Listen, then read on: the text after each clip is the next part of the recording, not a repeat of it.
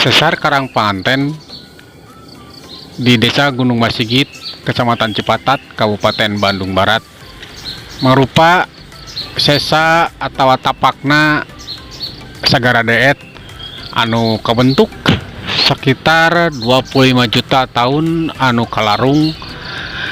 Ieu wewengkon atau ieu lelewek ngarupakeun laut atau sagara deet tempat tumbuhna terumbu karang atau gumpukan karang jeung flora atau tutuwuhan katut sasatoan laut anu kiwari jadi panyusun batuanana.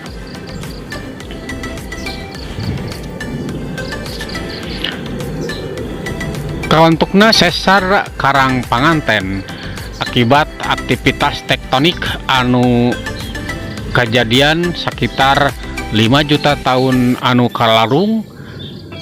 Ieu wewengkon Karangpanganten mucunghul atau kaangkat ngajadi daratan. Ngangkatna ieu atau muncungulna ieu nimbulkeun kabentukna lipatan jeung sesar atau geserna blok batuan anu silih ngajauhan di antarana sesar Karangpanganten.